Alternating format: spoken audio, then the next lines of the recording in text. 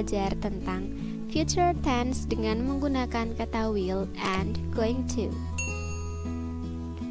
Future tense digunakan untuk mengungkapkan sesuatu yang akan dilakukan atau sesuatu yang akan terjadi di masa yang akan datang. Nah, kata will dan going to memiliki arti yang sama, yaitu akan. Tetapi, will digunakan ketika kita memutuskan untuk melakukan sesuatu ketika kita sedang bicara, artinya spontan atau tidak direncanakan. Sedangkan going to digunakan ketika kita memutuskan untuk melakukan sesuatu sebelum kita berbicara, artinya sudah direncanakan sebelumnya. Nah, berikut ini adalah penggunaan kata will dan going to. Yang pertama, will. Fungsinya adalah untuk mengungkapkan unplanned decision atau sesuatu yang tidak direncanakan atau spontan. Yang kedua, express a future fact, mengungkapkan fakta. Yang ketiga, prediction based on personal opinions, prediksi berdasarkan pendapat pribadi. Dan yang keempat adalah untuk mengekspresikan promise, offers, a threat, and a refusal, janji, penawaran, ancaman, dan penolakan. Sedangkan going to, fungsinya yang pertama adalah untuk mengungkapkan planned decision, sesuatu yang telah direncanakan sebelumnya. Yang kedua, express that something is about to happen, mengungkapkan bahwa sesuatu akan terjadi. Dan yang ketiga adalah prediction based on evidence, prediksi berdasarkan bukti yang ada. Nah, persamaannya adalah pada kata prediction. Jadi, will dan going to sama-sama bisa digunakan untuk mengungkapkan prediksi. Yang pertama, kita akan belajar membuat kalimat dengan menggunakan kata will. Yang harus ada dalam kalimat adalah subject, will, dan verb 1 atau kata kerja. Untuk subjeknya kita bisa gunakan I, you, they, we, atau she, he, it. Dan contoh kalimatnya, untuk kalimat positif saya menggunakan kata I will read a book. I sebagai subjek, kemudian will, read sebagai kata kerja, dan a book sebagai objek. Kemudian untuk kalimat negatif berubah menjadi I will not read a book. Aku tidak akan membaca buku. Kalimat interrogatifnya, will I read a book? Akankah aku membaca buku?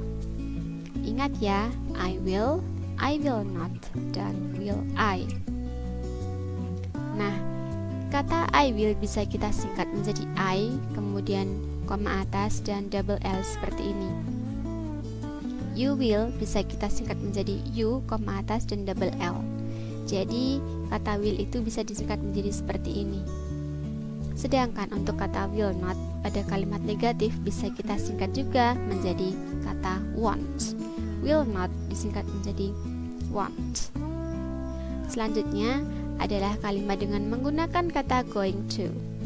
Yang harus ada adalah subject, to be, going to, dan verb 1 atau kata kerja bentuk pertama.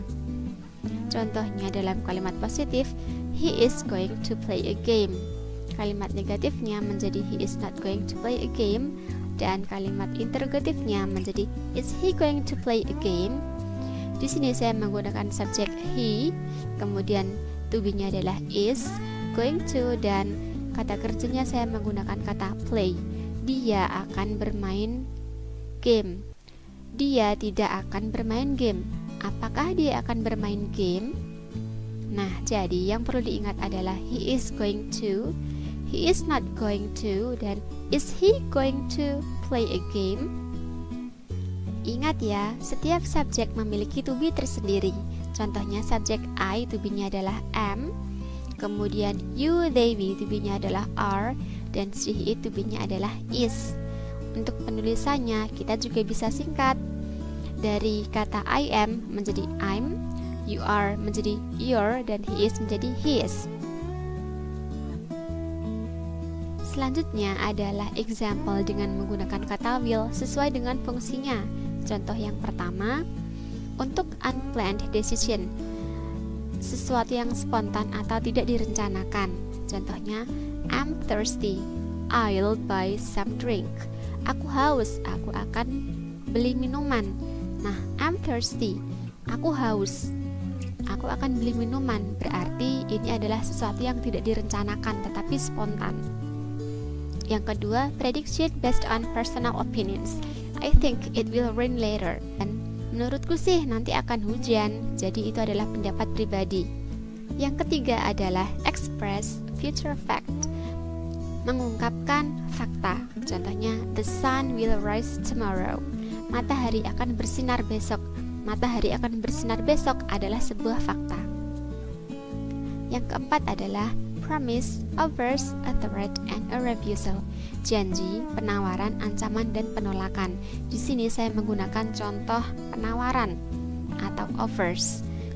Contoh kalimatnya adalah I'll help you tomorrow if you like. Aku akan membantumu besok jika kamu mau. Selanjutnya adalah contoh kalimat dengan menggunakan going to. Yang pertama, untuk mengungkapkan planned decision, sesuatu yang telah direncanakan. Contohnya, I'm going to buy a new laptop next week. Aku akan membeli laptop baru minggu depan. Itu artinya dia sudah merencanakan untuk membeli laptop minggu depan. Yang kedua adalah untuk mengungkapkan prediction based on evidence, prediksi berdasarkan fakta yang ada. Contohnya, look at those clouds, it is going to rain. Lihatlah awan itu, hari ini akan hujan. Nah, dia bisa mengungkapkan hari ini akan hujan atau sekarang akan hujan karena dia melihat mendung. Dan yang ketiga adalah express that something is about to happen. Mengungkapkan bahwa sesuatu akan terjadi. Contohnya, get back, the bomb is going to explode. Mundurlah, bom itu akan meledak. Berarti sesuatu itu sudah akan terjadi. Nah, maka kita gunakan going to. Untuk keterangan waktunya yang sering muncul biasanya adalah kata later yang artinya nanti, kemudian tomorrow yang artinya besok, dan kata next. Next ini biasanya digabungkan dengan kata yang lain seperti next time, next year, next Monday, next week, dan seterusnya. Next time artinya lain waktu, next year tahun depan, next Monday Senin depan, next week minggu depan, dan seterusnya. Nah, itu tadi penjelasan tentang perbedaan penggunaan will and going to dalam simple future tense. So, hari ini kita sudah belajar untuk menyatakan sesuatu yang akan kita lakukan, kita bisa menggunakan kata will atau going to.